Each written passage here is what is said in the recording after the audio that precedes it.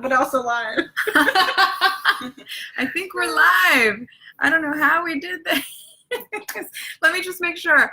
If anybody can see us, you're going to tell us, right? You're going to send us questions. Let's see. I'm going to ask my team. Hey, are we live? My team. Can you see us? Who's live? Can y'all see us?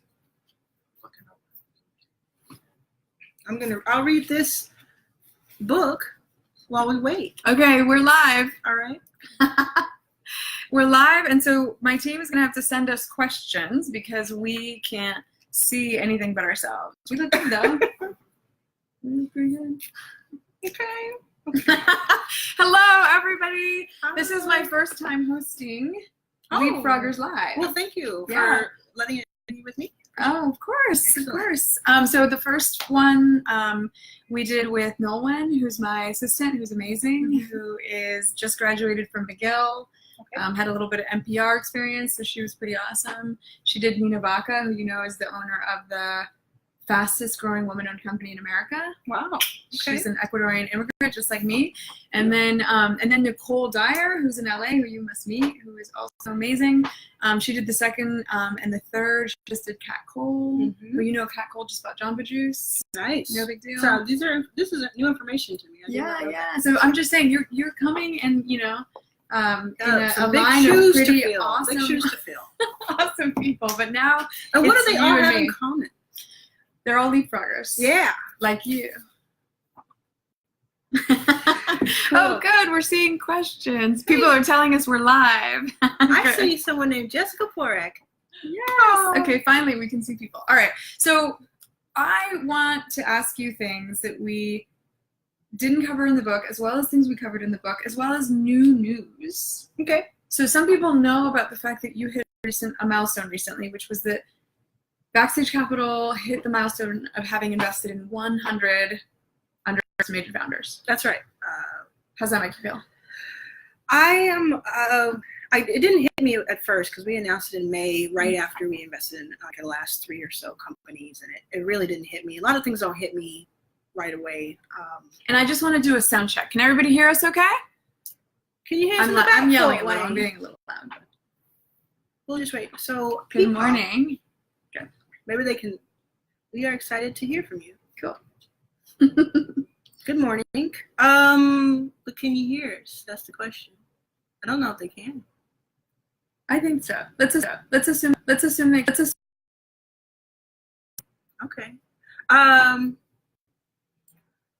So yeah, somebody gets some feedback. Yeah, so 100 companies. So it didn't hit me. It's starting to hit me now. I feel very proud of that. I feel like it's a major accomplishment for the entire team, and it hasn't hit me all the way. It feels like it's someone else did it. Yeah. But I'm really happy that it got done. I mean, it's a big number. It's a huge freaking milestone. Yes. And you have people, by the way, who are all over the book. So you've got Sheena Allen in your portfolio. Yes. You've got Emily Best and Seed and Spark, who's in here as well. Yes. I actually haven't done a list. We should have cross-referenced for 100 with the people that are in here. There are I've seen at least 3 by going like this. So I know that there's more, and I can't wait to dive in. But more recently, there was another piece of news, and that was Incubator. Yes, Accelerator. So last Wednesday, we announced that Backstage has launched an accelerator. Mm-hmm. It will be led by Christy Pitts, who is my investment partner at Backstage. And who's amazing. Who is amazing, absolutely. She's on the West Coast. And we brought on a few other people to help us out, and that are experts at this, from what I could tell from their bios. Absolutely. I mean, they have built accelerators, they know this world. Yes, and awesome just are trusted. We have Tangelo, which is our tech engine at our studio, and they've come in to they've been working in tech for a couple of decades, and they just have that knowledge, and we're excited about that. And we have Wayne and Melinda from Change Catalyst and Tech Inclusion, and they've just gone all over the world working on this. Way before I was even aware of Silicon Valley, they were, leading the charge and trying to make change. So it is absolutely an honor to be working with them. And then in the different cities that we're investing in an accelerator in Los Angeles, Philadelphia, London, and a fourth city that you can vote on. Who's going to vote? I want to know about this. I saw that one, that fourth one. Who's going to get to vote and decide? Well, you can vote now. So if you go to backstagecapital.com/accelerator, at the bottom of the page, you can actually click on the vote. We already have hundreds of votes. So it's backstagecapital.com/accelerator. Correct. Okay. And you can vote there, and there are some there's some heated competition going on right now, let me tell you. And you know, even I'm going to Chicago later this month. Yeah. But like, you know, so we should do it there. Chicago, is that your vote? It's so hard because I have like a special place in my heart for Baltimore. I've spent a lot of time in Detroit. There's some amazing stuff happening in Detroit. Shout out to Chacho. Chacho, Detroit. Oh man, it's so hard. New Orleans. You know, New Orleans especially because I noticed that New Orleans has an amazing growing startup scene, but not enough locals involved in that startup scene. So this is the reason why we have the vote, because we wanted to launch in 4 cities. That was important to us, and we looked at the cities we were in because we had really strong connections there. And we said, okay, what's the 4th city? And honestly, between our team, we were like, there's like 20 cities this could be, and there were 8 that had really everything we needed in place. And we said, there's just no way we can decide. We need to go where we're wanted most, and where we can have the, you know, set ourselves up for success and set the companies up for success. And then, so this vote was like just our way of doing that. And then we plan on, you know, continuing. We're going to let this wave happen, but we do plan on expanding even further in 2020 and 21. So unplanned segue into the book. Okay. You were, and I can't say this because there are over 50 people in the book, but you are a contender for favorite one, I think, because you heard it here, folks. Because Sarah, my co-writer, I think if it was up to her, she would have put you in like 40 of the 50 acts. Instead, you're in 3. Really sweet. I'm in 3 parts of the book. Yes, you are in 3 different sections. You're in the intro, which you know is called "Patience is Not a Virtue," because I think that we have to be in the business of being impatient, and I think you already are. And then you were in number 21, which is Silicon Valley by Hack 21. Yeah, Hack number 21. Hacks, right? Yeah, so 50 hacks. Do you mind if I interview you first? No. How's the book set up? It's never going to be under control with you and never. I. So how is the book set up? Okay. So the book is set up in, first of all, the book you can start beginning, middle, end, whatever. Okay. You can open it up like a chain and get your fortune. That's really cool, yeah. But it is structured as ready, set, go, fund, grow. Okay. 10 hacks in each of the 5 sections, total 50 hacks. Wow. So yeah, you're in hack number 21, which is Silicon Valley buy, and then you're in hack number 33, which is venture is a white collar drug, which is something you and I have talked about at length. But I love the fact that, unbeknownst to me, you announced this accelerator thing. Yes. You look so fancy when you do it. It's really nice paper. I used to have a magazine, so I'm a freak when it comes to this. So it's really nice paper. It's matte. Great feel, great give. But paperback.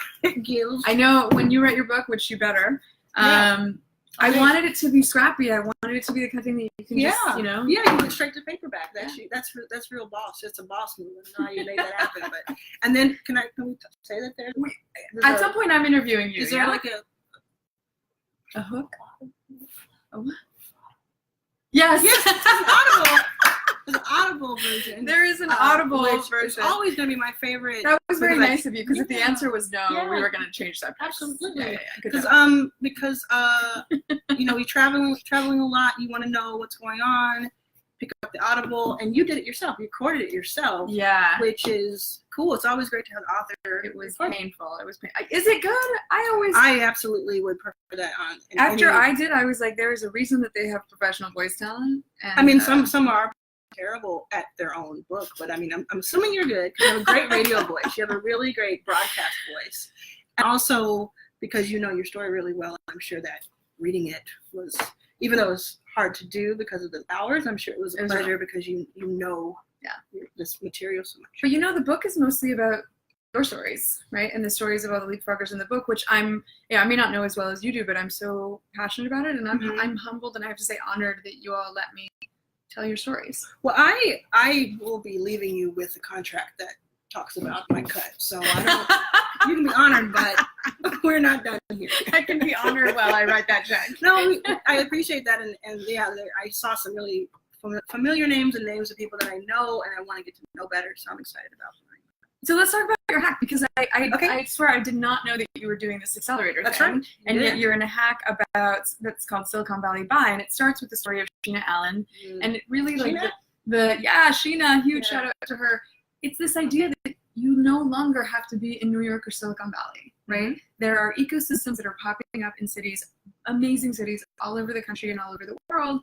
And so it isn't all about these one or two geographies anymore. Right. It's not to say that every ecosystem is, well capitalized enough, and that's why we need things like your accelerator program.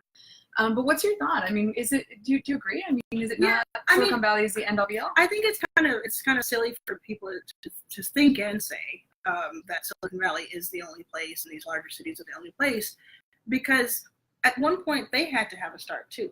At one point, it was, what do they say? I don't know if they say cornfield or something that people tell me all the time. This used to be as far as the eye can see.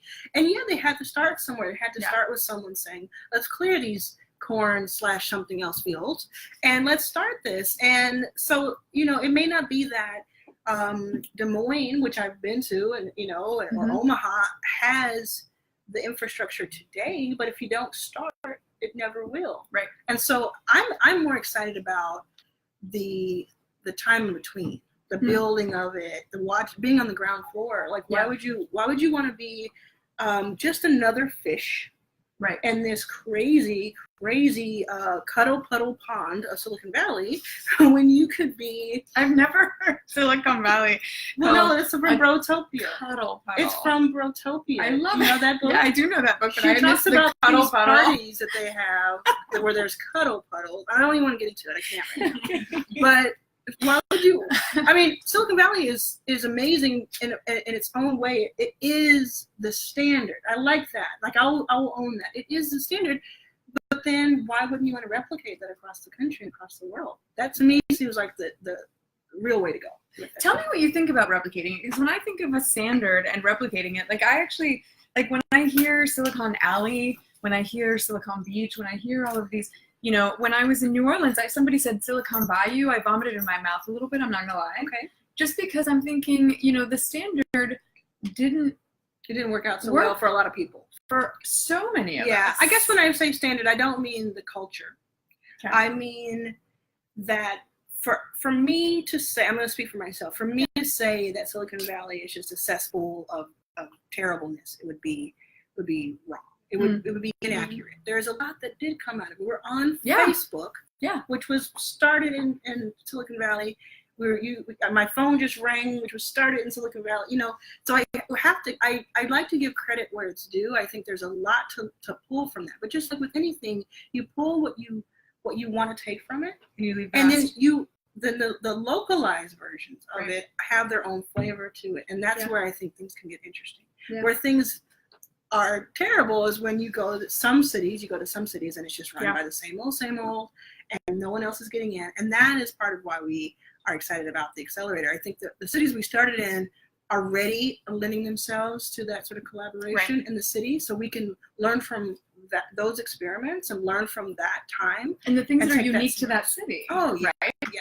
So the cities we chose are already making strides for diversity and for parity, and that's really, really exciting. Yeah. Learn from them, all at once, collect that data, then expand that out and just see where we get in, where we fit in. Yeah.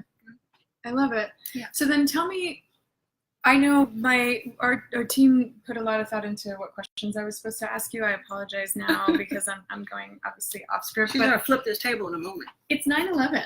Yes, it is. And we're in New York City. Yes, we are.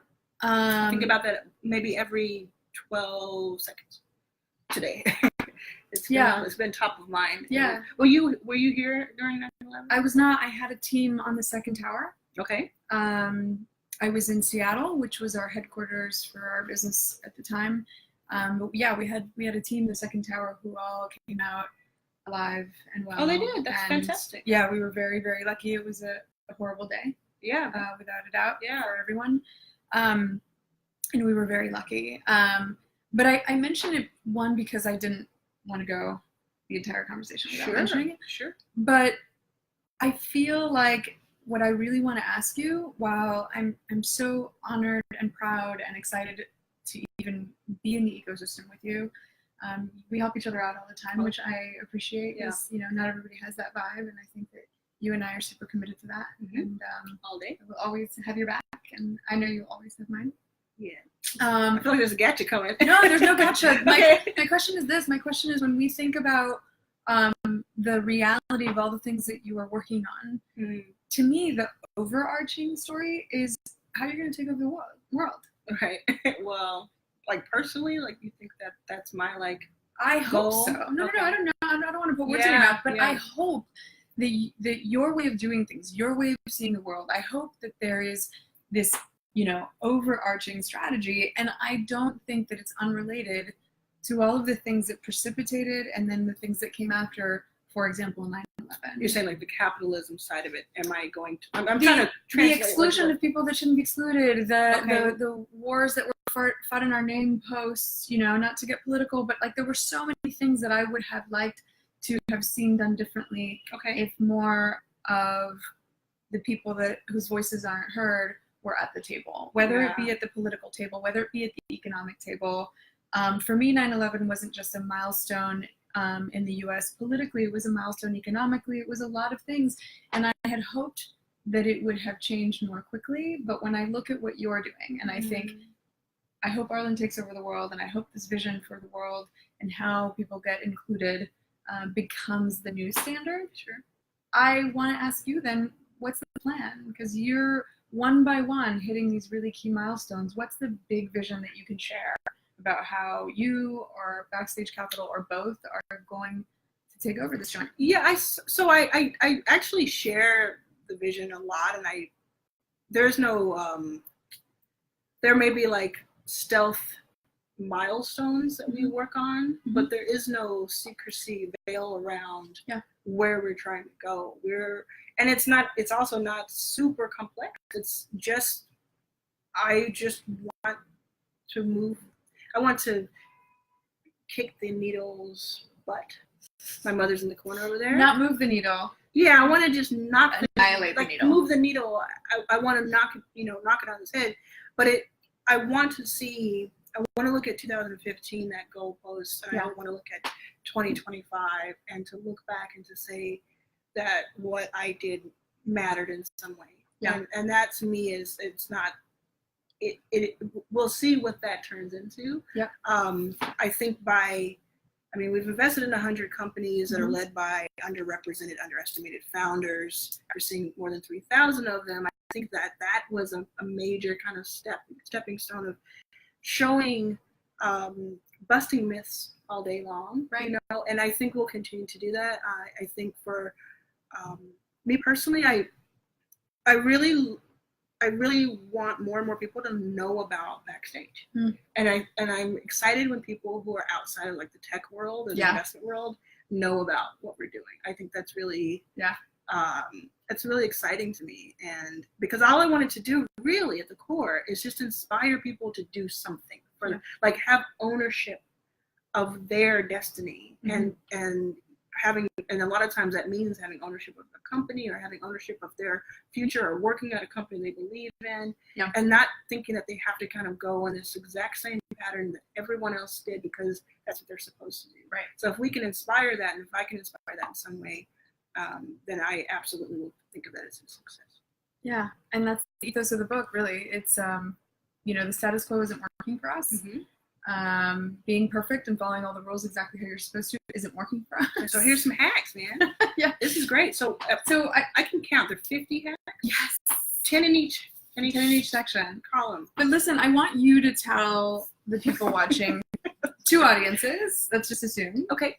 Entrepreneur, who may or may not want you or someone like you or I to invest in them. I know that you get asked this question a lot, like what do people have to do to get invested by Backstage? You email Chacho at backstagecapital.com. Chacho at Backstage. C-H-A-C-H-O. That's how you get your. But is there anything like what you were already going down the path of that you want, whether they are in your portfolio or in mine, irrelevant? to your point, you were talking about ownership, making a Oh, change, yeah. right? Like, what's the thing that you would want to leave people who want to start a business? We're investing in less than 3% of what we see. That number will dwindle Yeah. the more we see. So I definitely talk more to the people who we're not invested in. Yeah. When I mean talk to, I mean I'm speaking to them. Sure. Um, That's what the book is for more me. and Is we more. say as investors, we say no most of the time. And Yeah, it doesn't mean absolutely. it's not a viable business. It doesn't mean it doesn't deserve to be invested in. It's Yeah. just not in my thesis, for example. Right. Or it's just the numbers of like, there's too many great options. A Yeah. lot of times it's just like, man, we are investing in a certain amount of companies. Yeah. There are this many awesome companies. It's just not going to work. Yeah. But I always, I mean, there's a few things I hope people take. It includes, not letting my no be your last no. I mean, your Right. last step, you know Right. what I mean? Keep going, keep going. It took me a solid 2.5 years to get my first investor after, just crawling through glass, really. Yeah. And if I had stopped after 6 months, like a lot of people that I talk to, Yeah. or got really discouraged and thought about it, then I wouldn't have gotten. I don't know how long it would have taken. Sometimes you don't know, and then sometimes you do have to, you check in with yourself. Right. Every few months, check in with yourself and give yourself permission to pivot. Mm-hmm. Give yourself permission to be wrong. Yeah. Sometimes that's hard. Yeah. Because you're like, oh, well, maybe it wasn't the right thing because I'm getting these different signs Right. from places, and it's not feeding me the way it used to. Right. It's not doing that thing it used to. And some people just stay in that because they think that they're supposed to, right? And it's confusing because people like you and I talk about persistence. We talk about not taking no for an answer, keep going. But that you have to balance that with the discernment of also pivoting and learning, right? Yeah, because I say that my no or someone's no leads to is one step closer to a yes. Mm-hmm. I don't know if I've gotten a little further and further away from saying don't take no for an answer. It's more about strategy. Like strategy is always going to be like if I were to teach a computer course, it would be called strategy. Because SNL type thing that probably from the 90s that you probably have no reference to. Someone will. Somebody will get it. Computer learning. It's because it's like about strategy. So it's really about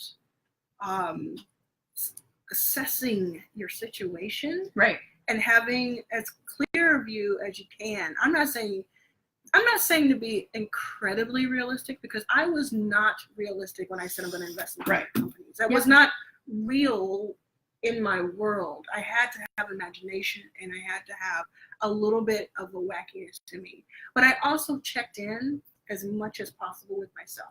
Right. And I had to make sure this is what I wanted to do. Mm-hmm. And there's persistence and perseverance, but if you're doing that in the direction that's the wrong direction, you've wasted your time. So it's okay to check in with yourself every once in a while, to change course, to decide, hey, look, I don't want to start a company, but I would love to work at a startup that has 20 people in it, that has a diverse group of people, because that looks fun, and I'll do that for 2 or 3 years and see where it takes me. Yeah, like I think there's a lot. I'm not only speaking to people to start their companies. Right. I'm saying have ownership of your destiny, and a lot of that can be in, hey, I'm the 18th employee of this company. I have equity in the company, but I also get to go to sleep at night. Right. And let the founders handle the rest. Yeah. So there's a lot there too, But the way that I'm the 18th employee and I add value and I rock this role and change even the trajectory of this company ultimately is being entrepreneurial. Even 100%. When you're within an organization, it's about 100%. being an owner. I mean, at that size of a company, our company's at 22 and growing, but at that size of a company, every move you make, like every third move you make is felt. Right. It's felt throughout the company. And that's kind of cool. You can see, you have an idea on a Monday, on a Friday, you can see it somewhere in the universe of your company. To me, that's that minus a little bit of the stress and the fundraising stuff and all of that. That's kind of attractive. Yeah. Actually, I quit. Diane, you're in charge now. Things are happening. Things are boss moves are happening right here. So then you kind of went into the direction that I wanted to go in, which is we've given some pearls to entrepreneurs. How about people like you and me a few years ago? How about people who are thinking, I think I want to become whatever. Some form of investor. I'm a big fan of, there's somebody in the book named Don Rayvon, right, who's an investor, but he does equity, equity debt. So he really focuses on debt. Debt is a huge thing for him. He worries about entrepreneurs, especially entrepreneurs of color, having unbalanced capital stack, using VC for things that they should not be using VC for, not really thinking about debt because we don't talk about debt. Yeah. Right? But debt is not a bad sexy. word. It's a bad word to a lot of people. Yeah. I mean, nobody gives you a prize for getting $1 million line of credit, but they will put you on the cover of something if you close an A. All day, yeah. And yet you really need both to be successful in a business. And so I guess my question that we can end with, which I know isn't for everyone, but people look at your trajectory and I think they're so inspired, not just by the work that you do with entrepreneurs, but with your own path, right? Of where does someone like Arlan with the circuitous path into VC get even the idea of going here, right? And then for somebody else, for the people that are following in our footsteps, for the future investors, be they micro investors, be they loan people, be they be angels, be Some they of my people, favorite people are angels. Be they people who function in the crowdfunding and even some of the new ICO crypto spaces. Like these are all, a whole new wave of people entering in one way or another into the investing world. Yes. Any thoughts, advice, words of wisdom for them? Because all these people are coming from different places. Yeah. There's just a, and also you and I are in the thick of it. It's not like we're 10 years out looking back at our careers. Right. Yeah. There's no, like, people are like, how do you deal with your success? I'm like, where'd it go? Where is it? I had it. It's I right. lost it. It's right. Yes. Right here. I would say the same thing that I say to founders quite often, and that is know your why. Be really rooted in your why. Is that a shout out to Simon Sinek? Is that what you mean? Like the why? I guess so. I'm saying why. Why are you doing? I don't know who that is, but sure. I don't know why. Why are you doing what you're doing? Yeah. And what is that? What is driving you towards it? And because I mean, like as like your true north, so that you. Yeah, because a lot of people think that. I mean, so for instance, I know we are running out of time, but for instance, a lot of people think that I'm rich because I have funds, right? And like, so to some people, they just skip over the part where it was like walking over broken glass, and that I look at my bank account every single day to make sure everything's cool, right? Like, so I think some people kind of just put it on a pedestal. It's some sort of thing that they don't know much about. So, but they hear the amount of money that's being spent, and it's really like, first of all, breaking it down to why do you want to do this? Yeah. Why do you want to be an investor? If you can have any meetings or any conversations with other investors, go across the board and do that first. And there was someone who was starting, she was an angel, and she wanted to like go raise a fund because she had been an angel, and why not? And I said, no, I envy you. I would like to have my own money to invest, and it's hard to raise from other people. So before you do that, take 2 or 3 months and just have meeting after meeting after meeting with investors. Yep. And at the end of that, she came back and she's like, I'm sticking to my angel thing. It is hard out there. People forget that we have investors. Yeah. That we're accountable to. It is like one startup times 10 or times whatever you're trying. It is a lot to do, and the reason I do it every day is because I know my why, and I'm very deeply rooted in where I want to go and some of it has already been put down. So articulate your why. For the people who might be new. It's similar to where I want to go, right? It's about representation first and foremost. If I had to say one word, it's representation. I wanted there to be more of an even playing field. I have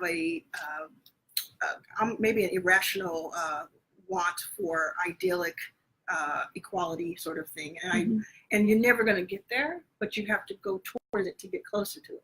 Right. So that is a major part of it. It's your moonshot. Yeah, we need to. I think there are a lot of people who deserve to be in the room, deserve not just to be at the table, but to sit at the head of the table. All of that. And I want to be a driving force when it comes to that. It's not something that I want to sit on the sidelines for anymore. I want to.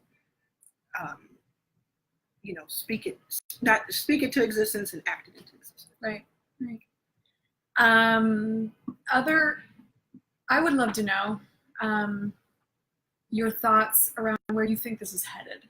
Like, this being what? This being the world of entrepreneurship, and the world around them, right? So people like you and I that are so committed to supporting and to changing the landscape. What do you think it's going to look like in 10 years?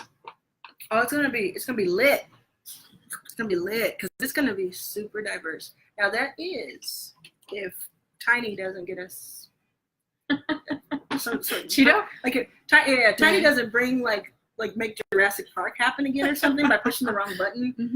We'll be good. No, in 10 years I think it's gonna be real nice. It's gonna be like, it's about, the second, talk about representation and equality. It's also about generational wealth that we both talk about a lot. Like generational wealth is really interesting. In 10 years, it's just the one step towards generational wealth. But I think you're going to see a lot of people. I think you're going to see boardrooms, startup rooms, or whatever we're calling it in 10 years, bebops or pookie poos or whatever.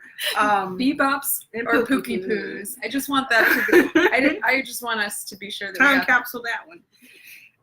You're just going to see it. It's going to be the companies that were started today, the companies that are going to be started in 2 years because someone saw this or saw something else a year from now. Yeah. Those, I think, are going to be touching all corners of the globe. Yeah.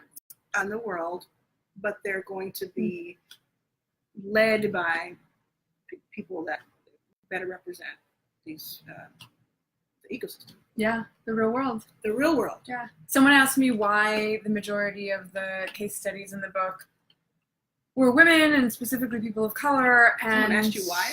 What was the motivation? If you take this part of your hand and you go upward. Right here? Yeah. Just knocks it back. Just give you a little bit. I think it was. I'm gonna give them the benefit of the doubt, and I think that what they wanted is they wanted to hear an answer like this was my inspiration or this was like my strategy. Yeah. But my response is probably similar to what you say every day, right? It's just I just wanted a book that represented reality. Yeah. Yeah. Because this is what entrepreneurs actually look like. Yeah. And we get to see it, and I think also, just a little bit of what I don't normally talk about, but I think media is going to play a big role. Yeah. And it has to.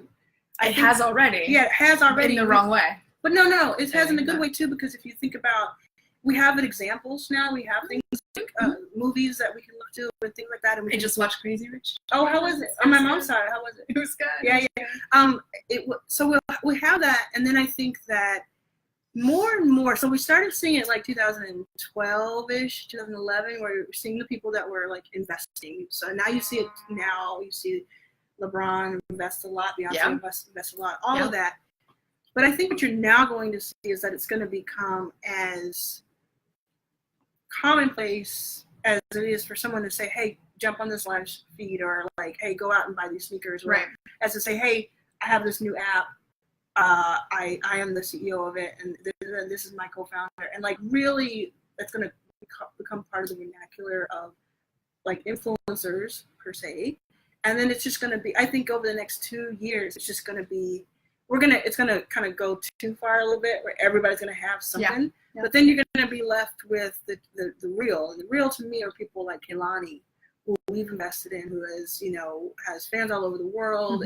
It's just 22 or 23, and she looked at things and she said, "Look, I could start like a alcohol label. I could partner with alcohol label. I could start like a clothing line. I could do all kinds of stuff.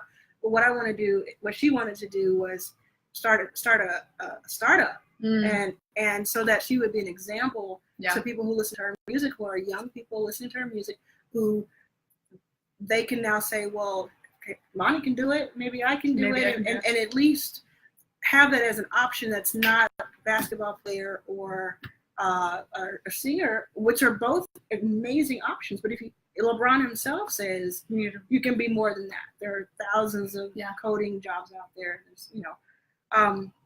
So I think that's going to play a really big part in it, and that's why 10 years from now will look so different too. Right. It'll be a little bit of give and take. It'll be a little bit of us doing our jobs and people documenting and turning that into fiction, and then that'll come out, and then that'll roll out into more and more. I love the storytelling piece. Yeah, that's a big part that I talk about as well. For different reasons, you come from the entertainment world, and I don't. Yeah. Entertainment world is a very, very nice way of putting where I come from. Well, that's like when people I are push like, boxes up and down. she comes from the fashion industry. I was like, Yeah. no, my family worked in sweatshops. Yeah, Which is, you know, very but, much, but it yes. is the fashion Yeah, industry. it's Okay, fashion. fine. But so I think that you and I have that in common, and the fire truck behind us too. But we both think that it's not enough to do. Do is important, but it's also about coming back and telling those stories and changing the narrative. Yeah, right. It has to be. Yeah. It has to be. We've done a terrible job of taking questions, by the way. Oh, the question. And we're pretty much out of time, but I'm going to not do a complete abandonment of the strategy. People sending love and light for 9/11, Silicon Bayou, Cuddle Puddle. People like the Cuddle Puddle. Emily Jane, Utopia. It's not this book. Get this book first, and then go get Utopia. Yes, because she's all over it. Women Occupy Hollywood in the house. People sharing your link, Backstage Capital /Accelerator. I did see a question here. Well, okay, how did you personally find investors to pitch to? And how many pitches did you deliver before you heard your first yes after that 2.5 year mark that we talked about? The swimming through glass. No, the crawling through glass. Swimming through glass is even. That's raw. That's really hard. That's raw. That's really hard. I chased them down. I found them online, just like you're finding this. I read everything I could, watched every video I could, and I started taking from people. Like, if I liked what they had to say, I wanted to talk to them and talk to them directly. So a lot of them obviously didn't talk to, but a lot of them did. And it's really about taking what the person wants to give. So not necessarily having in your mind the set idea of what everybody needs to give me this amount of attention, this amount of feedback, and this, because not everybody rolls like that. Right. So for me, honestly, since I get so many emails and so many messages online, if I write you back with one sentence, that's more than I was able to do for the 49 people that I passed by. Yeah, so that's what I had to learn myself. They don't think that much of me, and that's how they're too good for whatever. But then I started thinking, before I had the fun, I was like, man, I wonder, I can't believe they even saw my name. Like, how did they even get through? And so it was like, it was also from like 4 years ago. And even 10 years ago, I had to do this for when I recorded Gimlet, the startup podcast. I was on that series. Yep. I had to do diligence of every single episode. So I had to go back and find if I said to fact check? Yeah, if I said any sort of sentence, they had to, and I said it, they're like, cool. Like 3 months later, they're like, okay, you need to find the email that proves that sentence. Yeah. So I went back and did that really crazily. And I noticed something, a pattern in my emails that were sent. And it was that no matter what I was going through, no matter how broke I was or how sick I was or how whatever I was really polite to people who said no to me. I was really... Which people remember. Yeah, I was like, not overly saccharine, not like, well, thank you. It was kissing anybody's butt. It was just like, okay, I'll keep you posted, in 6 months. And it was just this sort of thing. And a lot of those people I now deal with. Yeah. So imagine if I had tried to, I have people write to me and then I say, well, I'll send you somewhere else, or I don't have time to look at it, or we're not looking at that right now. Well, you'll be sorry. I'm like, I won't. I honestly will not be sorry. I'm going to be good. Effective. You'll be sorry. Since that email. Yeah. I know I'm not going to be sorry. 5 minutes ago, I might have debated it, but like now I'm clear. So it's just really, and I know nobody watching this would ever do that, but it's just, sometimes it's all goes back to strategy. And so I just reached out to people. Every email was a learning experience because I used to write this really long emails, and I got it. I took feedback, and I was like, no, and I got it to a really succinct place. Just treat yourself like the 4-year subject, give yourself as much analysis as you would give a subject, and you can probably, I do that still. I don't think you ever stop. Analyzing yourself. You analyze yourself and how you're doing, and I'm scared to say self-aware because the people who say self-aware sometimes are not self-aware. So I don't want to go that far, but I will say that helps is to at least try your best. Try your best to say, how am I coming across? Right. And There was there's a quote that you might know that I definitely put in the book around this, around making connections, not just doing transactional networking, but like actually connecting with people, which is the Maya Angelou quote, right? People won't remember what you did, they'll remember how you made them feel. Sure. And you made people not feel like crap at the end of a rejection. Yeah. Which left the door open for the future. And I know instances prior to that where I made people feel bad for something else, and I know how that feels today, years later, and how it's no good. There's nothing good that's come from it. Yeah. From me being upset in the moment, or nothing has come from it. No. So anytime I have just been okay in the moment, and of course you're going to be frustrated and sad. You know how many? I mean, pillows got. I'm screaming into them and crying into. But people are human. People are dealing with their own stuff all day long. Even if you don't particularly like someone, they're all dealing with their own stuff. Yeah, and you got to be strategic. Especially when you're gaming a system that's not really designed for you, and we're all breaking barriers every day. So. Oh yeah, I learned every rule I could possibly get my hands on, so I could know how to break them. Well, now that we're breaking all the rules, I didn't ask, I don't think, any of the questions that my team wanted me to ask, but we got this, and we got this, and we got all Annie. this goodness. Annie's coming home. And we got Tiny mentioned. We got all sorts of good things. Tiny needs gonna hug. make Somebody go hug Tiny. Oh, man. Not me. All right. I'd hug him. So I'd hug him. Yeah, I'd hug him. I feel bad. And it would hurt? It would hurt. Oh, like that's heck. not a hug. But I would hug. That's not a hug. No, I mean, I would hurt my insides to think about it. But I thought hug you would him. hurt him. No. I'd hug him. I'd hug him genuinely. All right. You can't see this, but she's wearing purple Nikes. Oh, yeah. So trust me when I say we're. What? She just took her shoe off. You're welcome. Okay, this was not like any of our other live sessions, which is okay. In fact, it's probably going to be the best one because Arlan was here, and Arlan is here.